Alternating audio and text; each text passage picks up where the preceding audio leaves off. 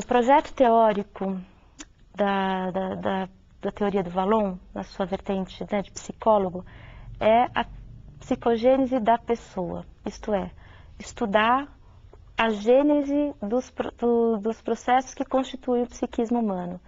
Por meio do estudo da criança, e ele concentrou os seus estudos nas fases iniciais da infância, a intenção é compreender como que vai se imbricando, articulando a complexidade de campos e de fatores que constituem o psiquismo humano. Um movimento que é o primeiro sinal de vida psíquica que dá a criança ao nascer e que é uma dimensão que vai permear todas as idades e todos os campos. E é interessante destacar que no estudo do movimento, o Vallon discrimina duas dimensões do movimento. Uma é a dimensão mais expressiva, isto é, que é... Ele vai destacar um tipo específico de manifestação afetiva para estudar mais a fundo, que são as emoções.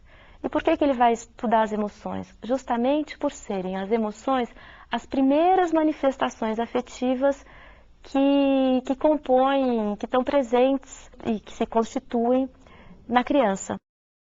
A perspectiva do Vallon vai olhar a infância ao mesmo tempo como um estado provisório, isto é, como uma fase de preparação para a vida adulta e como uma fase que tem um sentido em si própria. É difícil, na verdade, articular essas dimensões. O mais comum é ou a gente olhar a criança somente como um vir a ser, portanto, a infância só como uma fase de preparação que não tem um valor em si. Quando olha assim a infância, tem muita dificuldade de compreender as capacidades da criança, etc., porque a gente vai ver a criança sempre como um ser inacabado. Ou ver a criança só no seu estado atual e não levar em conta o fato de que ela se transforma e que a tendência dela é virar um adulto. A escola pode muito bem construir relações com as crianças que tenham a ver com aquele contexto. E não só imaginar que a criança vai reproduzir na escola relações que ela tem na família.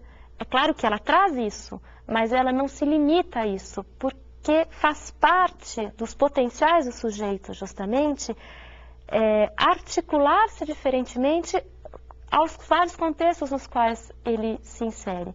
Logo, isso quebra a suposição da escola de que, para ela ter êxito na sua tarefa educativa, ela precisa ter uma total sintonia com a educação familiar.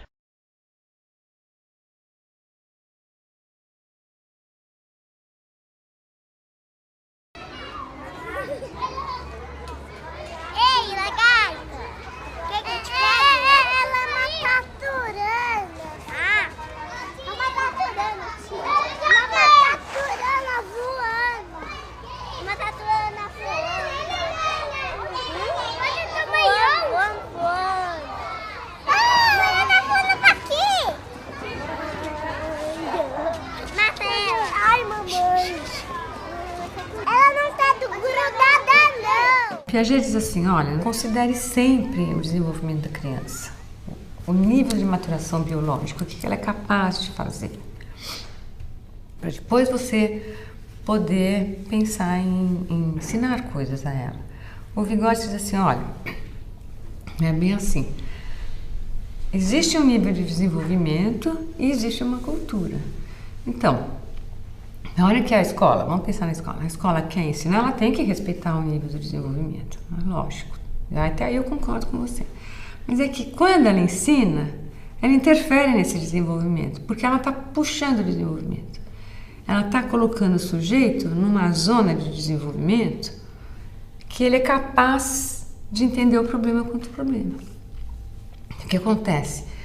Na hora que eu instalo isso e que eu ensino para ele porque é problema, o que acontece? O sujeito, ele desenvolve funções que estavam quase aparecendo no desenvolvimento, mas que ainda não tinham aparecido.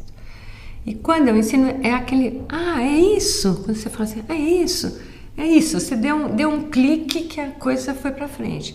E como o desenvolvimento avançou, eu posso ensinar coisas mais avançadas. Essa zona de desenvolvimento que Cláudia citou é o que Vygotsky chamou de zona de desenvolvimento proximal. A zona de desenvolvimento proximal é uma tentativa de expressão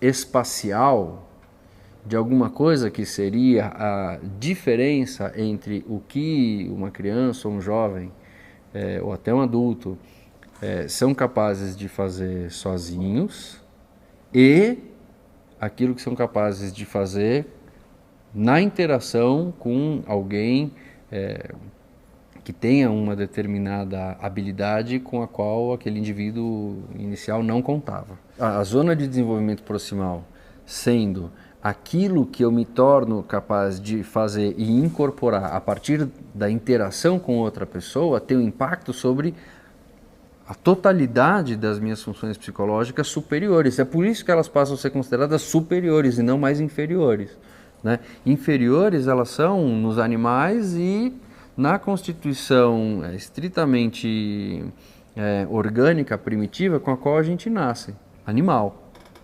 Mas elas se tornam superiores a partir das interações. A gente incorpora, né? O que é a incorporação? A incorporação ela é a construção dentro a partir da influência do fora, dirigindo o rumo dessa construção. A gente não põe para dentro, a gente constrói dentro a partir da influência daquilo que veio de fora. E a zona de desenvolvimento proximal, então, ela é um índice de articulação desses fundamentos que são chaves para entender toda a obra do Vygotsky. Ajuda ele, Cristina. Vai. Agora você sabe contar a história. Aí ele cresceu. Aí ela cresceu, virou árvore grande e linda. Aí abaixou ela. Enfim.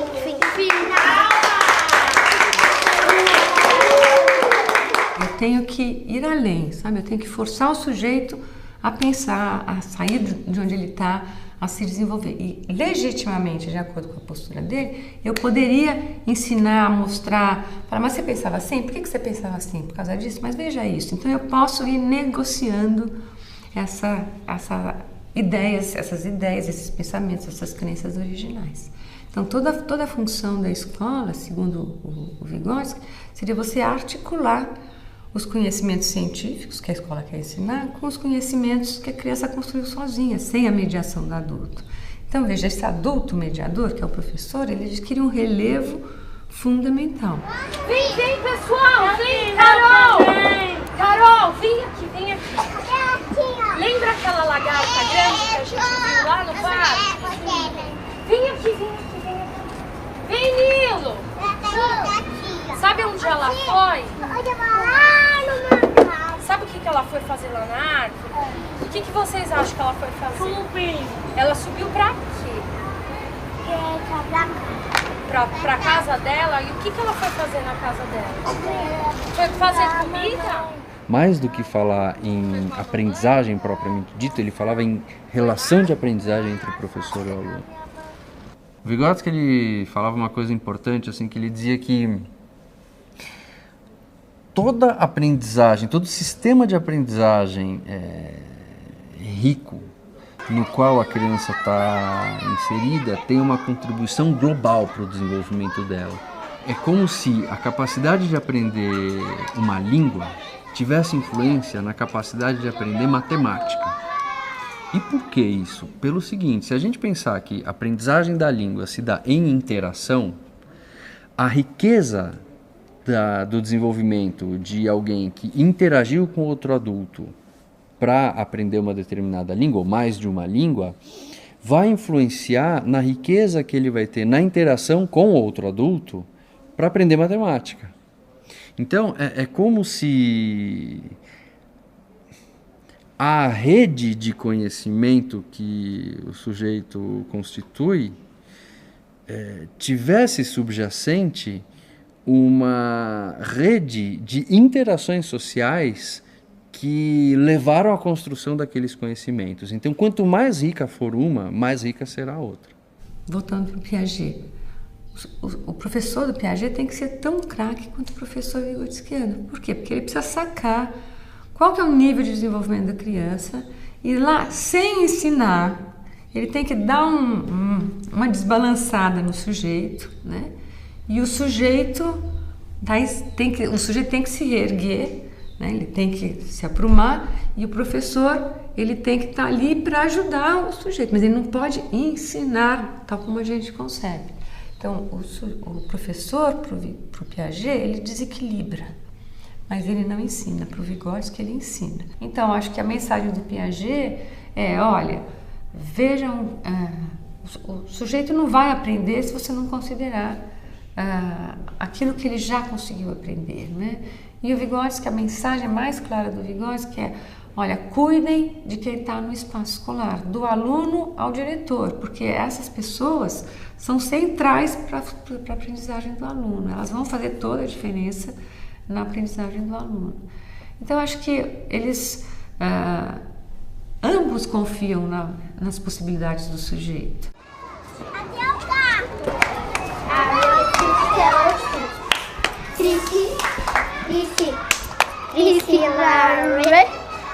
Qual a influência que as interações sociais podem ter para o rumo do desenvolvimento global do ser humano?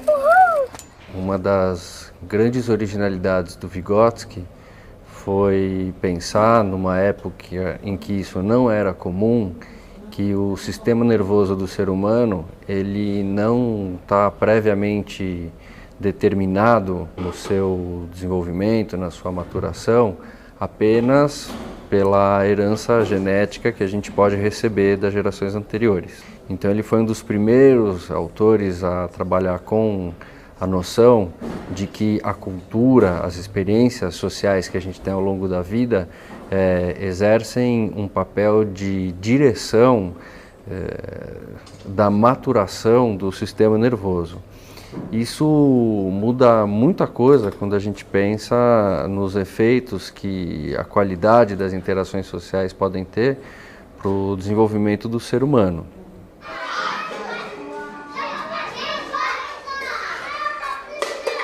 Então ele vai dizer, olha, não tem nada no indivíduo que não seja social. O indivíduo ele nasce membro de uma espécie, que é a espécie humana, que tem biologicamente 2 olhos, um nariz, uma boca, uma habilidade para pensar, mas se ele não entrar em contato com a cultura humana, na e pela relação com os homens, ele não se constitui enquanto ser humano. Então, o que o Vygotsky diz é isso, você tem 2 linhas de desenvolvimento, você tem uma linha de desenvolvimento biológica e você tem uma outra linha que é a social.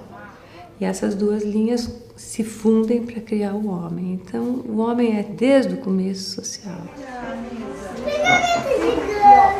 Olá, senta aí onde vocês estão. Atila! Como você chama?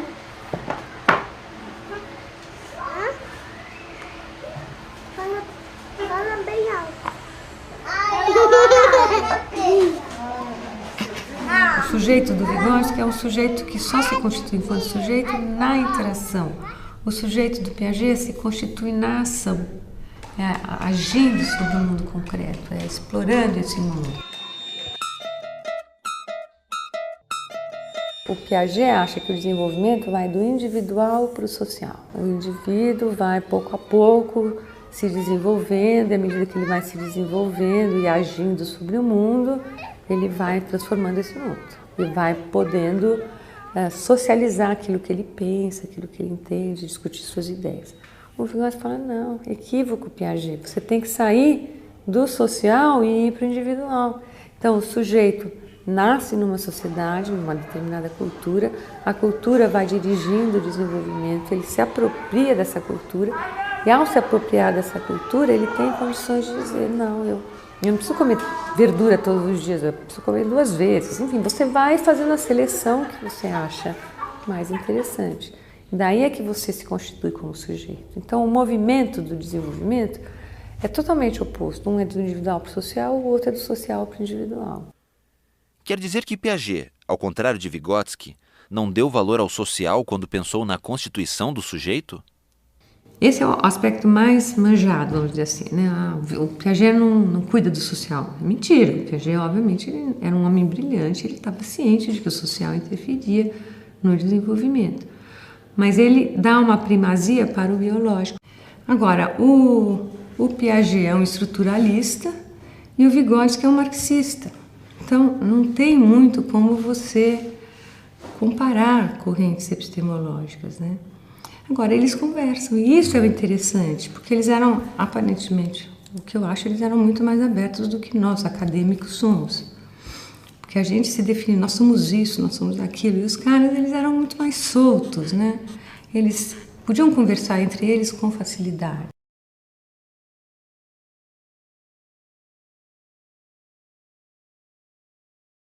A aprendizagem significativa caracteriza-se pela interação cognitiva entre o novo conhecimento e o conhecimento prévio. Nesse processo, que não é literal e não arbitrário, o novo conhecimento adquire significados para o aprendiz e o conhecimento prévio fica mais rico, mais diferenciado, mais elaborado em termos de significados e adquire mais estabilidade.